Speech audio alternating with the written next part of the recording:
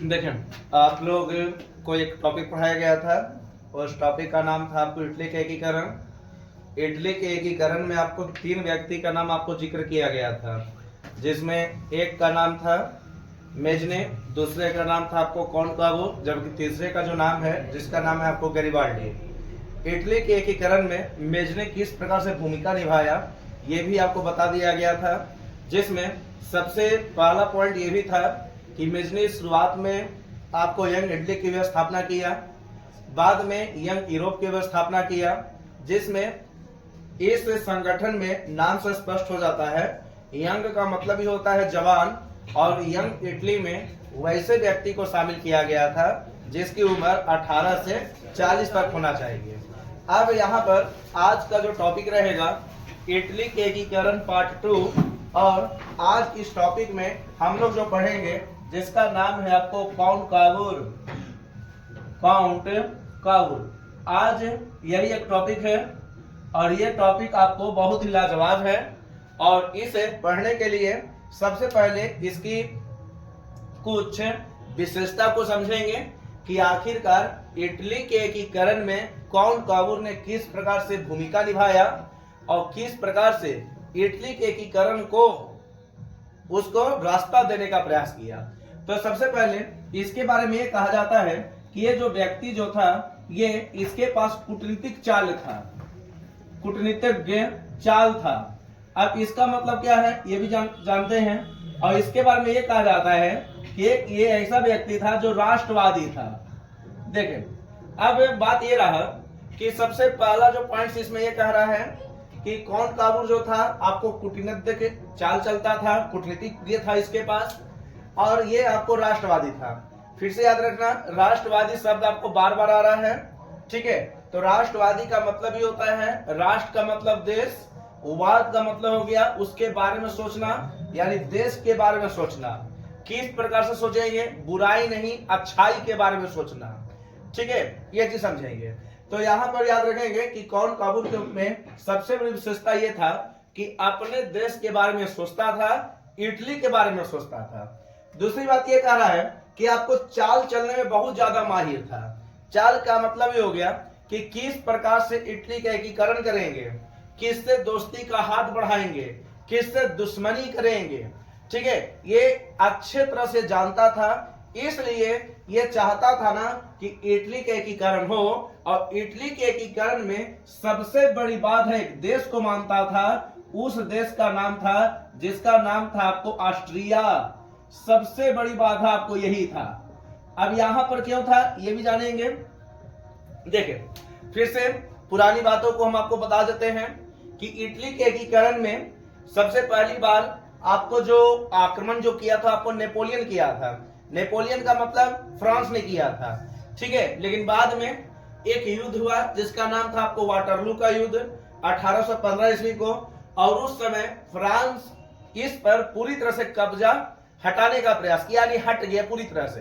बाद में आपको ऑस्ट्रिया आया और ऑस्ट्रिया ने इटली पर राज किया, ठीक है। और इसलिए काउंट-कावुर सबसे बड़ी जो बाधा मानता था, सबसे बड़ा बाधा जो है वो है आपको ऑस्ट्रिया, इसको मानता था, ठीक है। ये चीज मेन जो पॉइंट्स है कि इटली के एकीकरण जो रोक रहा था, जो चाहता था कि ना हो इटली का एकीकरण, उसका नाम था आपको ऑस्ट्रिया, या फिर डैश आप बोल सकते हो मेटरनिक, क्योंकि दोनों आपको एक ही है, यहां पर मान सकते हो, कोई दिक्कत नहीं है, ठीक है। अब देखें, अब ये जो काउंट-कावुर था, अब ये अपने आप को, क्योंकि अभी तुरंत बताए थे कि आपको कूटनीतिज्ञ चाल चलता था, ठीक है, और इसके पास कई प्रकार से चाल होते थे कि कैसे हम इटली का एकीकरण करेंगे, किस प्रकार से करेंगे, ये सारा कुछ इसके पास होता था।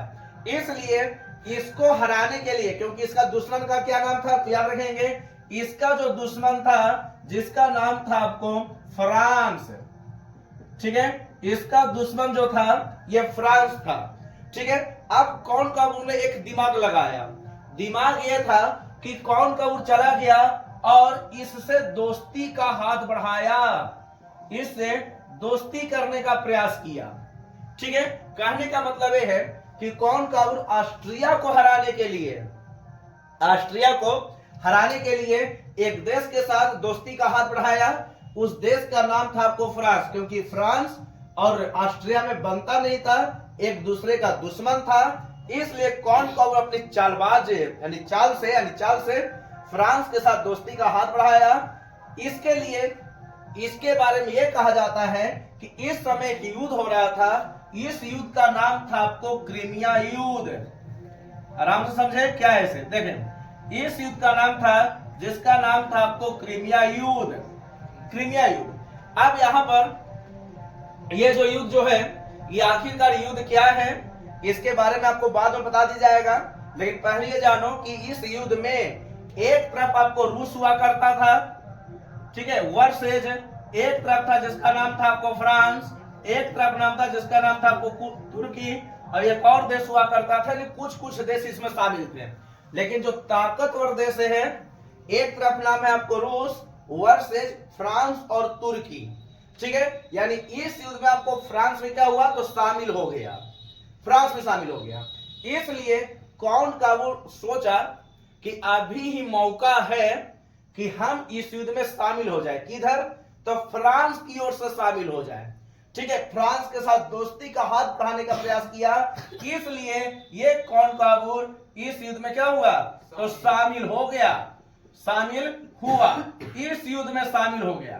अब यहां पर शामिल जब भी होगा तो रूस के समर्थन में नहीं बल्कि फ्रांस के समर्थन में शामिल होगा, क्योंकि ये एक प्रकार से कहा जाता था कि इटली के एकीकरण को पूरी तरह से करने के लिए ऑस्ट्रिया सबसे बड़ी बाधा था।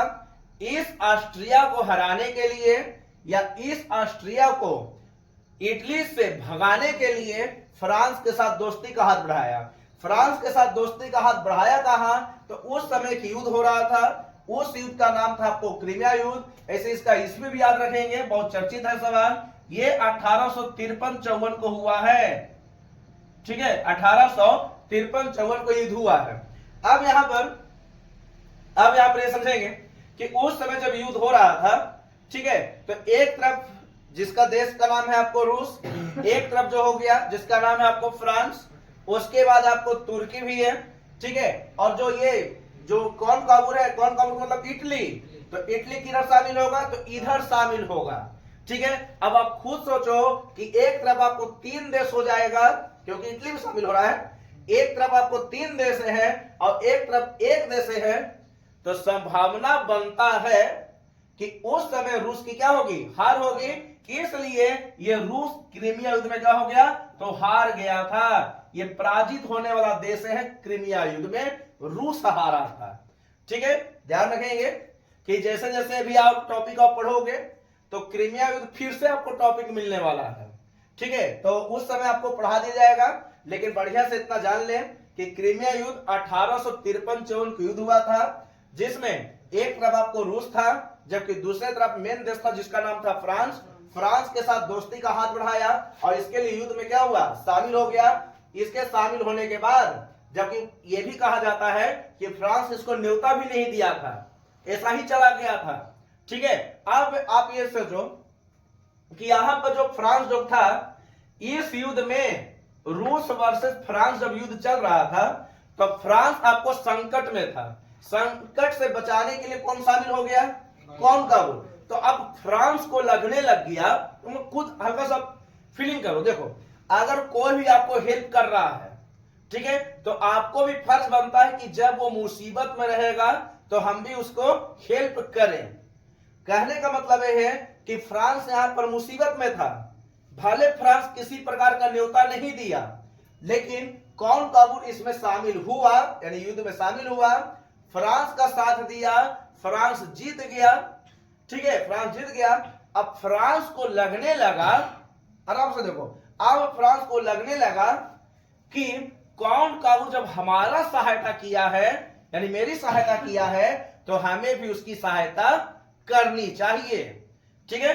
एक आराम से इसको समझेंगे क्या है इसे। अब यहां पर फ्रांस को लग रहा था कि किस प्रकार से हम इसकी सहायता करेंगे, इसलिए फ्रांस जो था अब कॉनकावर को पेरिस बुलाने का प्रयास किया। ऐसे जानना कि इटली की जो राजधानी आपको रोम है, ठीक है, 1870 में राजधानी बन चुकी है। आपको इटली के एकीकरण में जब पढ़ाएंगे और डिटेल्स, अभी तो आपको कौन काबुल है, ठीक है, लेकिन अभी जानेंगे समझेंगे, उसके बाद आपको पूरी तरह से भी आपको डिटेल्स किया जाएगा। अभी तो दूसरा टॉपिक है, जब आपको इसका तीसरा टॉपिक पढ़ाएंगे जिसका नाम है आपको गैरीबाल्डी, उस समय आपको पढ़ाया जाएगा कि किस प्रकार से संपूर्ण इटली का एकीकरण हुआ, ठीक है। लेकिन पहले इतना जान लो कि फ्रांस जो था ये कॉनकाबुर का एक प्रकार से फैन बन चुका था, ठीक है। अब यहां पर ये जो फ्रांस जो हो गया, अब ये फ्रांस और इटली के बीच, इटली का मतलब कॉनकाबुर बोलो कोई दिक्कत नहीं है, ठीक है, इटली बोलो कोई दिक्कत नहीं है दोनों के बीच। अब देखिए यहां पर क्या हुआ ऐसे, अब यहां पर यह हुआ कि अब फ्रांस को लगने लगा कि जब हम इसको सहायता किए हैं, किसको, यानी जब हमको ये सहायता किया है तो हमको भी सहायता करना चाहिए, ठीक है। आराम से, कोई ऐसा नहीं है कि बहुत मतलब बहुत लंबा टॉपिक है ये, किताब में पढ़ोगे पढ़ते ही रह जाओगे, ठीक है। इसको जिस दिन आप तरीका से पढ़ लोगे वो काफी ज्यादा आपके लिए आसान हो जाएगा। और आपको बारों बोलते हैं कि पढ़ो इस मुताबिक कि आपको जॉब लगे, ठीक है, जॉब पर पूरी तरह से ध्यान देना है, ठीक है, जैसे मन तैसे मत पढ़े।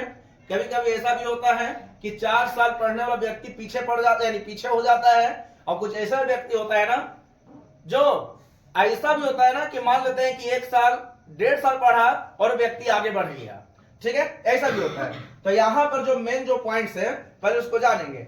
अब फ्रांस को लगा कि इटली को हमको समर्थन देना चाहिए, इसलिए दोनों के बीच में और एक पेरिस में सम्मेलन बुलाया गया। आराम से समझे क्या है इसे, पेरिस में सम्मेलन बुलाया गया। अब इस पेरिस में सम्मेलन जब बुलाया गया तो इसमें आपको कॉनकाबुर भी शामिल हुआ, ठीक है, कॉनकाबुर भी इसमें शामिल हो गया। देखें, कॉनकाबुर भी इसमें शामिल हो गया। अब जैसा ही कॉनकाबुर शामिल हुआ तो फ्रांस ने इसका साथ भी दिया था। ऐसे इसके पास इतना ताकत भी नहीं था कि हम यहां पेरिस तक जाएं, लेकिन फ्रांस के कहने पर और फ्रांस के समर्थन में यह जो व्यक्ति जो था यह पेरिस चला गया। पेरिस में आपको शांति सम्मेलन चल रहा था और इस समय कॉनकाबुर में शामिल हुआ, ठीक है। कॉनकाबुर ने ऑस्ट्रिया को एक बहुत बड़ा एक प्रकार से अपराधी माना और इसने इटली के एकीकरण में जो ये सब जो समस्या है, इटली के एकीकरण की समस्या, इस समस्या को अंतरराष्ट्रीय समस्या बता दिया। यानी अंतरराष्ट्रीय समस्या जो है ये ऑस्ट्रिया है। ये सवाल आपको बन चुका है कि किसने इटली की समस्या को अंतरराष्ट्रीय समस्या बताया। ये था आपको कॉनकाबुर, और इसके लिए सबसे बड़ा जिम्मेवारी और जिम्मेदारी इसे ही दिया गया। जिम्मेवार ये व्यक्ति था, यानी देश था, ठीक है, मेटरनिक व्यक्ति है, यानी वहां का शासक है, जबकि ऑस्ट्रिया एक देश है।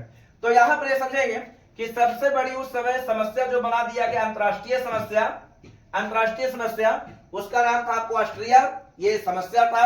लेकिन इसको बताया कौन, तो कॉनकाबुर। ये भी आपको सवाल बन चुका है अब तक, ठीक है। और आपको बारह बोलते हैं कि वही चीज पढ़ें जहां से आपको सवाल बने, ठीक है, ये चीज जानेंगे। अब यहां पर यह हुआ कि कॉनकाबुर को अब लगने लगा कि फ्रांस हमको मतलब दोस्त बन चुका है, ठीक है। फ्रांस के कहने पर ये जो व्यक्ति जो था, यानी जो कॉनकाबुर, ये बहुत अच्छा से अपना तरफ से समर्थन दे रहा था, ठीक है। और यही कॉनकाबुर जो था ये अंतरराष्ट्रीय समस्या बता दिया इटली के एकीकरण में, और सबसे बड़ी बाधा जो बताया था वो था आपको ऑस्ट्रिया। समय बीतते गया, आराम से जाने क्या है, देखें, समय बीतते गया। अब इस समय बीतने के साथ साथ कॉनकाबुर को अब लगने लगा कि हम फ्रांस और इटली के बीच में एक संधि करेंगे। सुने ध्यान से, देखें, अब दोनों के बीच में एक संधि हुआ। आराम से जाने क्या है और क्या क्या पॉइंट्स आपको बन सकता है। अब यहां पर ये समझेंगे, अब यहां पर ये ध्यान देंगे कि जैसे जैसे समय बीतते गया, फ्रांस ने इसका साथ दिया, इटली को भी समर्थन मिल चुका था। फ्रांस और इटली के बीच में एक संधि हुआ। संधि में यह कहा गया, देखो, संधि में यह कहा गया कि यदि भविष्य में अगर ऑस्ट्रिया हम पर आक्रमण करता है, हम पर मतलब इटली पर, ठीक है, हम पर आक्रमण करता है तो तुम हमको साथ देना। साथ किससे मांग रहा है? फ्रांस से। इटली के पास उतना ताकत नहीं था, ठीक है। ये चीज देखें, फ्रांस और इटली के बीच में एक संधि हुआ जिसमें यह कहा गया था कि यदि भविष्य में कभी ऑस्ट्रिया हम पर आक्रमण करता है तो तुम हमको साथ देना, तुम ऑस्ट्रिया को हराने का प्रयास करना, ठीक है। ये चीज जाने। अब इसी बीच में आपको संधि हो गया, लेकिन फ्रांस जो था ना वो चाहता था, इसका भी सपना था। सपना क्या था? कि इटली पर राज करना। शुरू से सपना देख रहा था, पढ़ाए हैं, ठीक है। ये भी शुरू से चाह रहा था कि इटली का एक छोटा सा कब्जा पर मेरा भी राज हो। इसलिए इसने फ्रांस में संधि किया। संधि के बदौलत इटली यानी कॉनकाबुर ने इसको 2 शहर देने का प्रयास किया, याद रखेंगे। इसके लिए 2 गिफ्ट तैयार किया गया। गिफ्ट जिसको बोलो, ठीक है, 2 गिफ्ट था। उस गिफ्ट का नाम था आपको नीस एवं सेवाय। ये जगह का नाम है, नीस एवं सेवाय। इसका मतलब जानो क्या है इसे। अब यहां पर याद रखेंगे कि फ्रांस और इटली के बीच में संधि हुआ। संधि में यह कहा गया था कि यदि ऑस्ट्रिया हम पर आक्रमण करता है तो तुम हमको साथ देना। साथ कौन देगा? फ्रांस, ठीक है। किसको साथ देगा? तो इटली को साथ देगा। आराम से जाने क्या है, देखें। अब एक संधि हुआ। संधि के बदौलत यह कहा गया कि यदि तुम हमको साथ दोगे तो हम तुमको 2 क्षेत्र देंगे, 2 क्षेत्र देंगे। इटली का क्षेत्र देंगे जिसका नाम था आपको नीस एवं सेवाय। ये इटली का जमीन का नाम है, क्षेत्र का नाम है, ठीक है, इटली का जमीन है। तो यहां पर याद रखेंगे कि अब 2 गिफ्ट देने का प्रयास किया, या फिर एक प्रकार से देखो, आप खुद समझो, ये चालबाज व्यक्ति भी था, चाल भी चलता था, ठीक है। लेकिन पहले बारी बारी से समझो क्या था से ये, और किस प्रकार से कहानी आपको हल्का सा बढ़ते गया, ठीक है। लेकिन पहले इसको जानने का प्रयास करें। देखें, अब यहां पर हुआ ना, अब यहां पर हुआ कि दोनों के बीच में आपको संधि हुआ, फ्रांस वर्सेस इटली।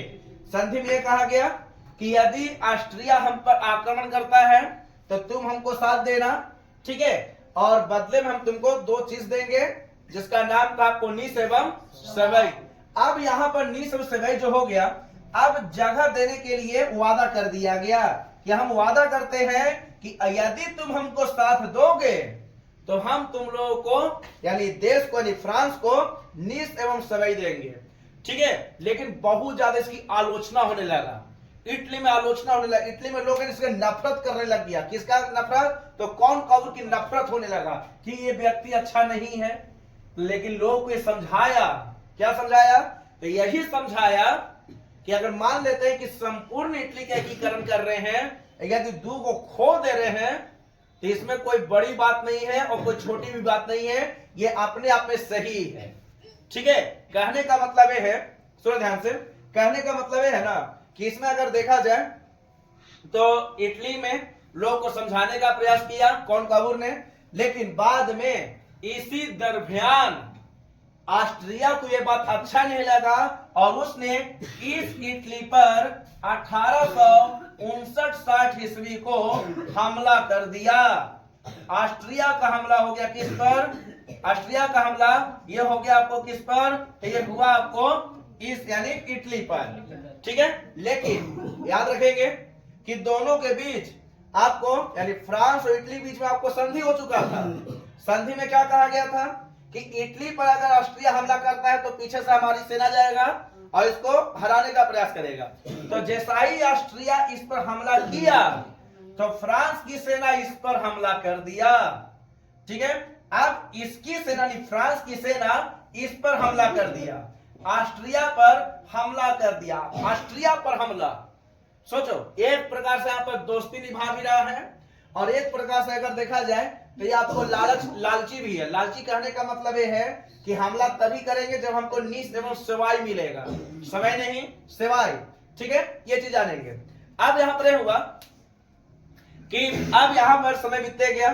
समय बीतने के साथ साथ यहाँ पर यह माना जाता है कि जैसा ही ऑस्ट्रिया का हमला इटली पर हुआ 1859-60 ईस्वी को, ठीक है, 1859-60 ईस्वी को जैसा ही हमला हुआ तो फ्रांस ने भी अपनी सेना उतार दिया किसके खिलाफ? तो ऑस्ट्रिया के खिलाफ, ठीक है। और माना जाता है कि 1859-60 ईस्वी को ऑस्ट्रिया बुरी तरह से हार गया। यदि केवल कॉनकाबुर होता, ये नहीं होता, तो ऑस्ट्रिया जीत जाता।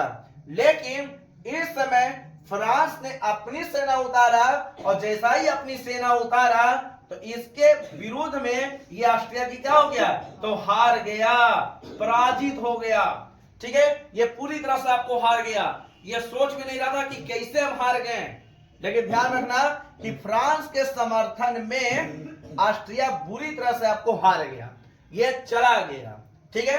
अब समय बीत रहा था, समय बीतने के साथ साथ संधि हो चुका था। संधि क्या था, वही संधि था कि अगर तुम हमको सहायता करोगे तो हम तुमको 2 को जगह देंगे।